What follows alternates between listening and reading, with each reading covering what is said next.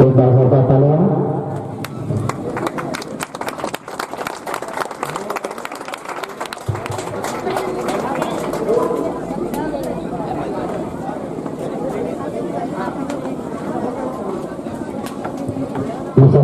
जहां from class 10 modern coaching centre.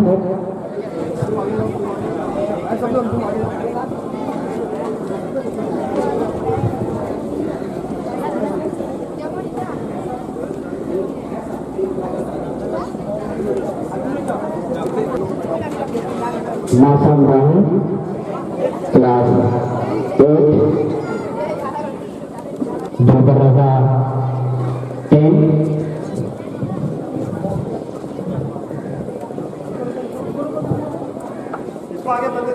Lija मदद class 7 48।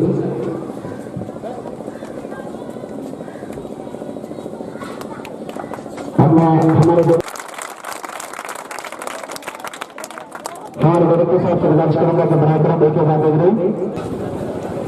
एक बार जोरदार तालियां तमाम सदस्यों के लिए करता हूं, जिसके कारण आज मैं यहाँ उपस्थित हूँ, जो हमें हर परीक्षा में खड़े रहने का साथ देते हैं और हमें स्टूडेंट से बनने में सहायता की है। हमारे माता पिता इस विषय में सर्वाधिक शिक्षक पर विश्वास करते हैं, क्योंकि किसी भी अवस्था में शिक्षक हमारे लिए केवल से केवल अच्छे ही सोचते हैं। इसके अतिरिक्त मेरे पास सब नहीं है। धन्यवाद। हासिल करता है। मुख्तलिफ ममालिक में ये दिन मुख्तलिफ दिनों में मनाया जाता है।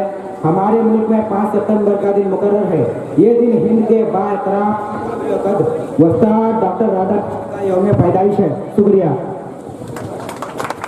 कीमती बातों से नमाज पर और खुशी से मॉडर्न कोचिंग सेंटर के बच्चों की हौसला अफजाई के लिए बनाकर तशरीफ लाएं।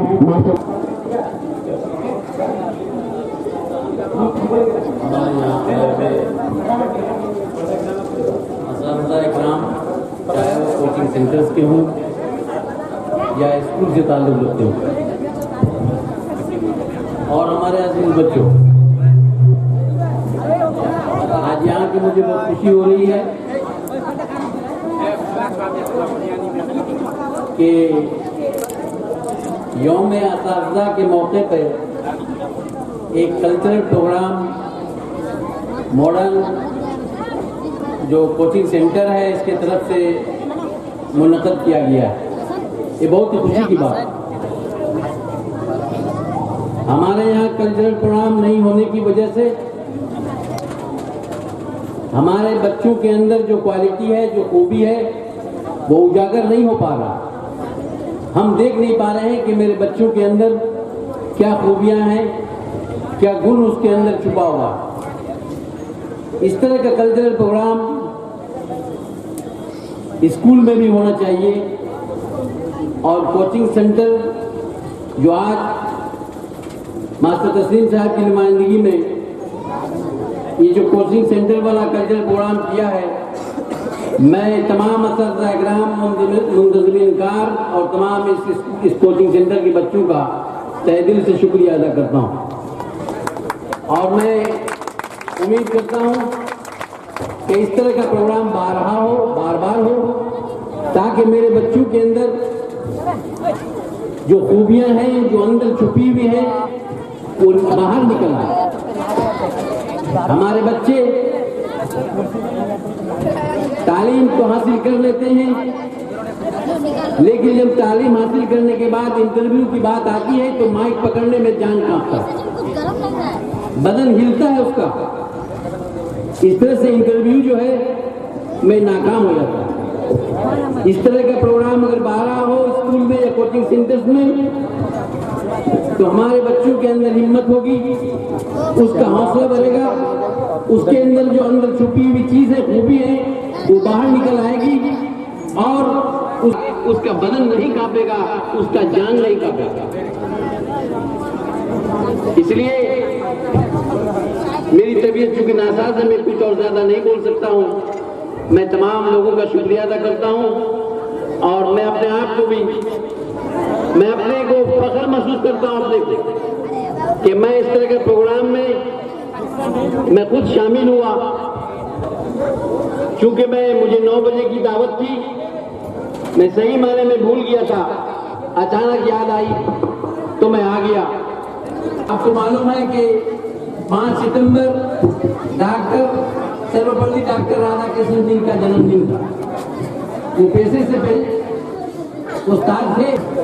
इससे बहुत तरह की बात आती है कि मैं अपने बच्चों से मुखातिब होकर करता हूँ। एक उस्ताद मैं तमाम बच्चों से मुखातिब होकर करता हूँ कि तुम भी वैसी पढ़ाई करो, तुम भी अपने अंदर वो जोश वगैरह पैदा करो, जिंदगी में एम पैदा करो, एक निशाना लगाओ कि साहब हमको जो है वो चीज पता करना है।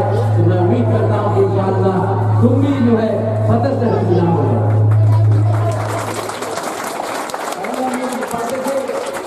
हम लोग की क्लास में टीचर्स एम इन लाइफ लिखाने देता था। एम इन लाइफ, तुम्हारी जिंदगी का मकसद क्या है। आज पढ़ाई का मामला हमें कोई ना उस्ताद कर रहे हैं ना हमारे बच्चों को इस बात की फिक्र। एम इन लाइफ हर बच्चे के अंदर होना चाहिए कि तुम पढ़ते हो तो क्या कर, सब बनता है। शर्त है कि तुम अगर ठंडे मिजाज से मेहनत के साथ ये अय्याशी और नहीं करो, आवारागिरी नहीं करो, अगर सिर्फ तालीम में ध्यान दो तो मैं उम्मीद करता हूँ कि तुम भी डीएम बनोगे, तुम भी एसपी बनोगे, तुम भी प्रोफेसर बनोगे, तुम भी आला आला ओहदे पर जाओ।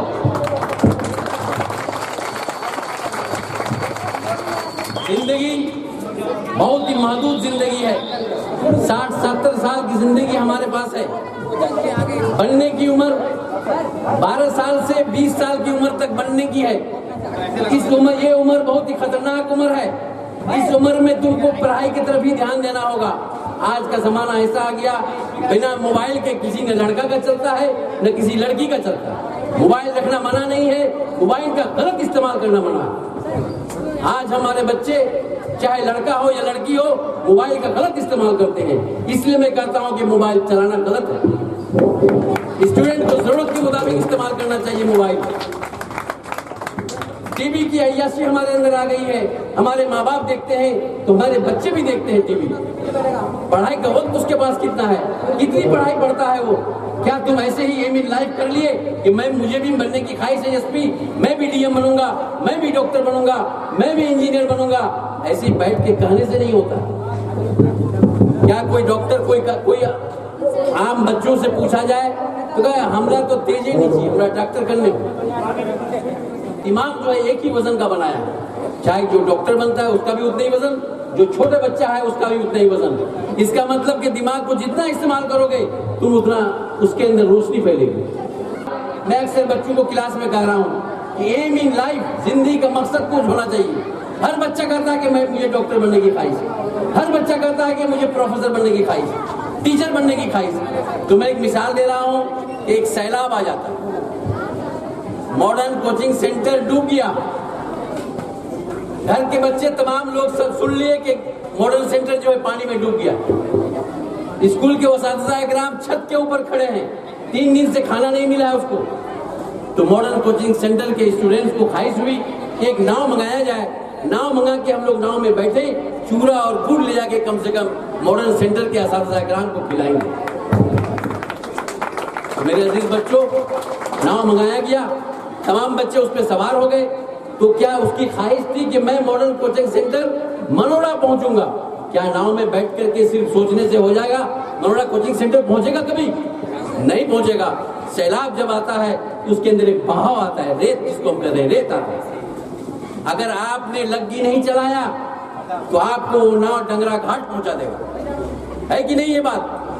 कि अगर हम नाव में सिर्फ बैठ रहे हैं, सैलाब के जमाने में इरादा कर लिए कि मॉडर्न कोचिंग सेंटर मनोड़ा जाना है, वहां बैठ भी लिए चूरा गुड़ के साथ, लेकिन आप चूंकि हाथ नहीं चलाए, लग्गी नहीं चलाया, इसलिए आपको मॉडर्न कोचिंग सेंटर नहीं पहुंचा के डंगरा घाट पहुंचा दिया। आप इरादा भी किए, पहुंच भी नहीं सके। लेकिन अगर आप नाव पे चढ़ने के बाद लग्गी लगा के उसको लग्गी मारते, पानी मारते, तो यकीनन आप मॉडर्न कोचिंग सेंटर मनोड़ा पहुंच जाते। यही वजह है, बिना तकलीफ के, बिना कोशिश, दिन दूर नहीं कि तुम भी डॉक्टर बनोगे, तुम भी इंजीनियर बनोगे, तुम भी पायलट बनोगे। इसी के साथ दुआओं के साथ मैं अपनी बात खत्म करता हूँ। खुदा हाफ़िज़।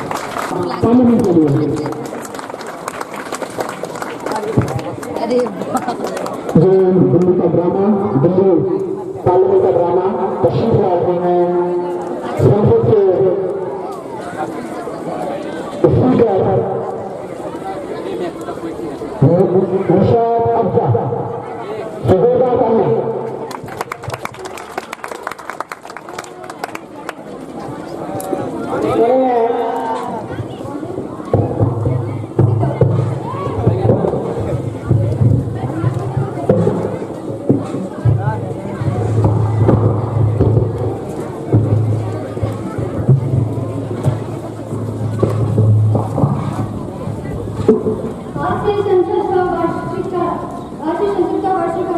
इसको थोड़ा हटाओ।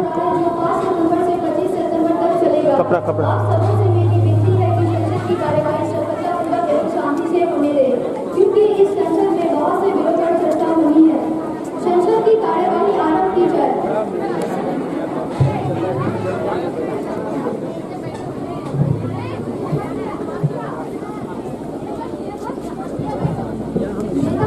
आप अपना प्रश्न प्रस्तुत कीजिए।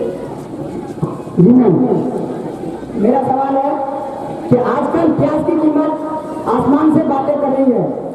ऐसा लगता है कि प्याज खेतों में नहीं बल्कि टाटा और अंबानी के कारखानों में तैयार होता है। जब यही प्याज किसान के पास होता है तो इनका खरीदार कोई नहीं होता। जब वही प्याज महाजन के घर पहुंचता है तो उनकी कीमत कई गुना बढ़ जाती है। आखिर सरकार कर क्या रही है? धन्यवाद। मंत्री जी, आपके पास इस प्रश्न का उत्तर है? ये है मैडम, मैं यही कहना चाहूँगा कि ये बात बिल्कुल सच है कि देश में जो प्याज की कमी आई है वो मौसम की मार है। हिंदुस्तान के जिन जगहों में प्याज की खेती कसरत से होती है वहाँ मौसम और बेमौसम बारिश होने के कारण प्याज की फसल में जो नुकसान पहुँचा है, प्याज की कमी को पूरा करने के लिए हमारी सरकार सरकारी तौर पर अफगान हुकूमत से बातचीत कर रही है और उम्मीद है कि बहुत जल्द अफगानी प्याज हमारे हिंदुस्तानी बाजारों में मिलने लगेगी। सबको बोलने का मौका दिया जाएगा। हिंदुस्तानी बाजारों में मिलने लगेगी और दाम में कमी आएगी। शुक्रिया। मंत्री जी, आप कैसे समझे? जैसा कि उन्होंने कहा कि प्याज की कमी को पूरा करने के लिए दूसरे देश से प्याज मंगाई जाएगी। जो मंगाई जाएगी तो कम मंगाई जाएगी। अभी सरकार इतने दिन से कर क्या रही है? सरकार को जो भी कदम उठाना है जल्द से जल्द उठाना होगा। धन्यवाद। नेता विपक्ष, आपके पास कुछ और प्रश्न है? जी है। प्रस्तुत कीजिए। ये हुकूमत आईपीएल कमिश्नर ललित मोदी की गैर मुल्की दौरे का वीजा देती है, जबकि उस पर क्रिकेट कंट्रोल बोर्ड का 750 करोड़ रुपए गबन करने का इल्जाम है। उसके खिलाफ देश के अलग अलग हाईकोर्ट में एफआईआर भी दर्ज है। हमारे वजीर खारजा बिना सोचे समझे प्रधानमंत्री को दूसरे दौरे का इजाजत देती है और प्रधान कहती है और सरकार कहती है कि हम रिश्वतखोर और बेईमानी से कोसों दूर है। धन्यवाद। मंत्री जी, आप में से इस प्रश्न का उत्तर कौन दे सकेगा? प्रस्तुत कीजिए। ललित मोदी को वीजा देने के लिए सरकार की नीयत में कोई खोट नहीं है। ललित मोदी की बीवी की तबीयत काफी खराब थी, उसकी ऑपरेशन जरूरी थी। डॉक्टर का कहना था कि मरीज के घर से एक आदमी की मौजूदगी जरूरी है, तो इंसानियत के तौर पर उसे मंजूरी कर दी गई। हुकूमत किसी भी जांच का सामना करने के लिए तैयार है। अगर इसमें जरा सा भी खोट है तो मैं इस्तीफा देने के लिए तैयार हूँ। शुक्रिया। नेता विपक्ष, आप इस उत्तर से सहमत हैं? मैं इनके उत्तर से पूरी तरह सहमत नहीं हूँ। ये सुनकर बहुत अफसोस हुआ कि उनकी बीवी की तबीयत खराब थी, जिनके कारण उनको वहाँ रुकना पड़ा। जैसा कि किसी को खबर नहीं थी, आइंदा ऐसा अगर होता है तो कुछ भी सुने नहीं जाएगी। धन्यवाद। प्रस्तुत कीजिए।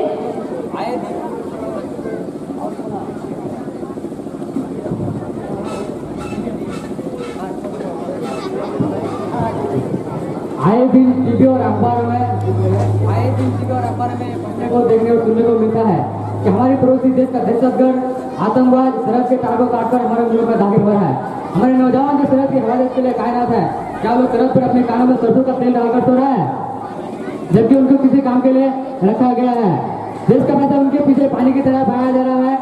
मुझे भी सरकार की दोहरी पॉलिसी दिखाई दे रही है, उसी से मैं उसका खुलासा चाहता हूँ। मैडम आप लोगों को सुनने, देखने या पढ़ने को मिल रहा है, हकीकत से इसका कोई भी वास्ता नहीं है। सच है कि पड़ोसी देश में देश स्तर का ट्रेनिंग दिए जा रहे हैं। इस देश का खास मकसद है कि देशों को अंदर से खोखला करना। ये देश अंदर से इतना मजबूत है कि हर रिश्वत का जवाब देशक से दे सकता है। इस देश की तहजीब हमें ये इतिहास देती है कि हर देश में ताकत है। नेता विपक्ष, आपको अब कुछ सवाल करना है? जी मैम। प्रस्तुत कीजिए। प्रधानमंत्री का ये नारा था कि सबका साथ सबका विकास, लेकिन चुनाव होने के बाद उनकी एक झलक देखने को मिलता है। आज तक किसी आम आवाम को तरक्की मिली है? जी हाँ, तरक्की मिली है, लेकिन भाई भतीजा रात को प्रधानमंत्री के जन धन योजना के तहत आज तक किसी के बैंक खाते में एक पैसा जमा हुआ है? इनका जवाब खुद मंत्री जी देंगे तो अच्छा होगा। धन्यवाद। कब आएंगे? जितनी जल्दी हो सके प्रधानमंत्री को आने बोलिए।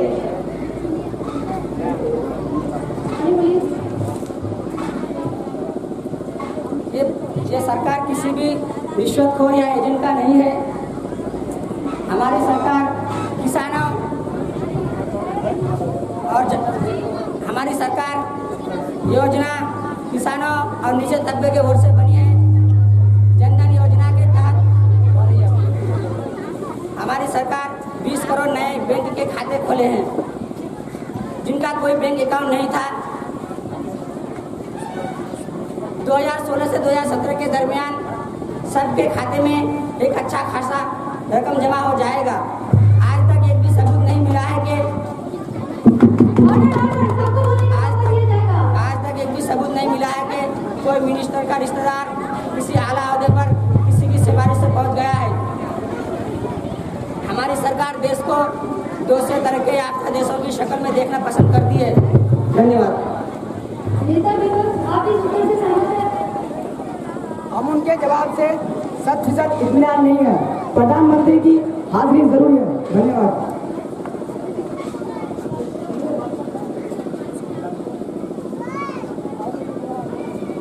मंत्री जी, प्रधानमंत्री को विदेशी दौरे पर गए हैं, कब आएंगे? जितनी जल्दी हो सके उन्हें आने के लिए बोलिए। उनके वापस आते ही नेता मुखालिफ के सवाल का जवाब मिल जाएगा। धन्यवाद। आप में से किसी को कुछ कहना है? नहीं। आज का संसद यही समाप्त हुआ। अगले दिन इसी समय पे मिलेंगे। धन्यवाद।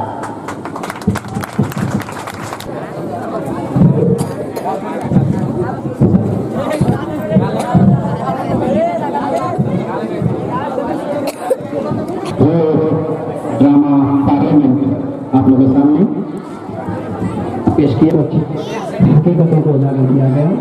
आइए प्रोग्राम को और आगे बढ़ाते हैं और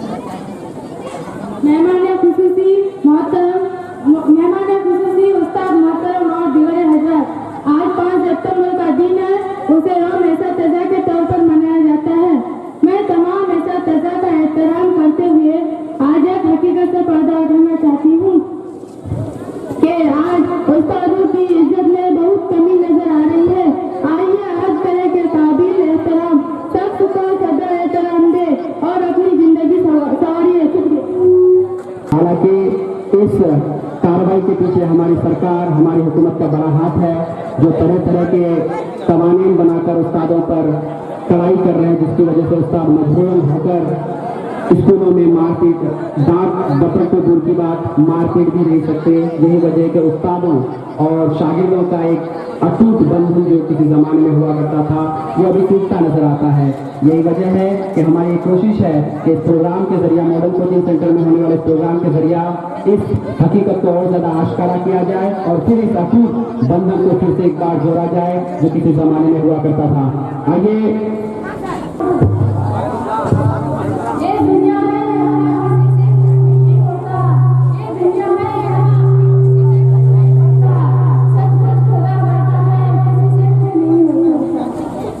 माइक ठीक करो तुम, माइक पर फैसला तेरा मुझे मंजूर है खुदा, हर फैसला तेरा मुझे मंजूर है। सामने तेरे तेरा बंदा बहुत मजबूर है। सामने तेरे तेरा बंदा बहुत मजबूर है। हर दुआ मेरी किसी दीवार से टकरा गई, हर दुआ मेरी किसी दीवार से टकरा गई। बेअसर होकर मेरी फरियाद वापस आ गई, बेअसर होकर मेरी फरियाद वापस आ गई। इस जमीन से आसमां शायद बहुत ही दूर है, इस जमीन से आसमां शायद बहुत ही दूर है। सामने तेरे तेरा बंदा बहुत मजबूर है, सामने तेरे तेरा बंदा बहुत मजबूर है। एक गुल से तो जाते मेरे फूलों के बाग, एक गुल से तो जाते मेरे फूलों के बाग। क्या हुआ तूने बुझा डाला मेरे घर का चिराग, क्या हुआ तूने बुझा डाला मेरे घर का चिराग। कम नहीं है रोशनी से तेरा नूर है, कम नहीं है रोशनी से तेरा नूर है। तेरे तेरा बंदा बहुत मजबूर है खुदा, हर फैसला तेरा मुझे मंजूर है खुदा, हर फैसला तेरा मुझे मंजूर है।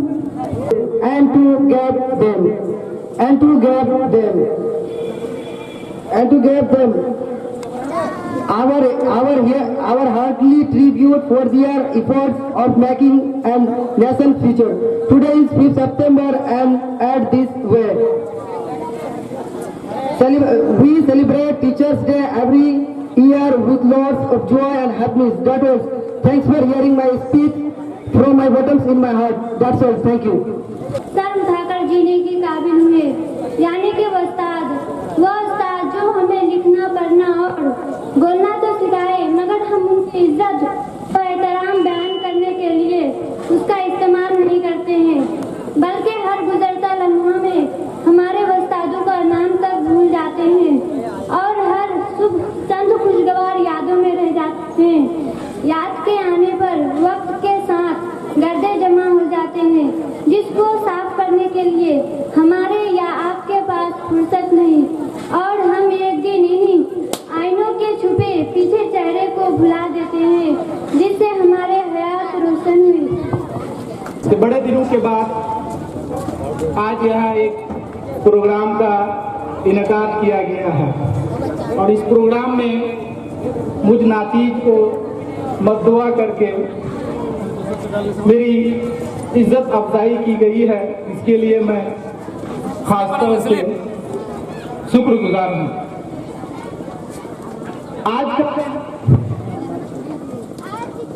टीचर्स डे का दिन है, यानी कि यौम-ए-सातजा।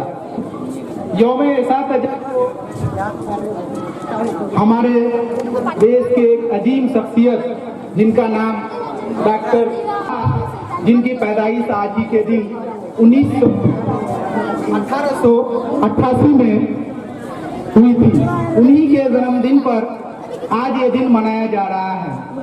इस दिन को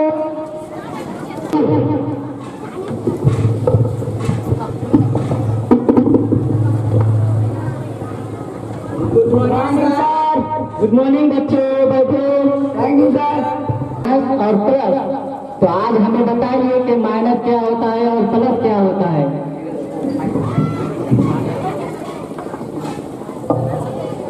सर ये हो गया बड़ा सम तीनों जुड़ गया तो, और यार तीनों जो अलग हो गए तो माइनस हो गए सर। हाँ ठीक है, thank you sir. Thank you.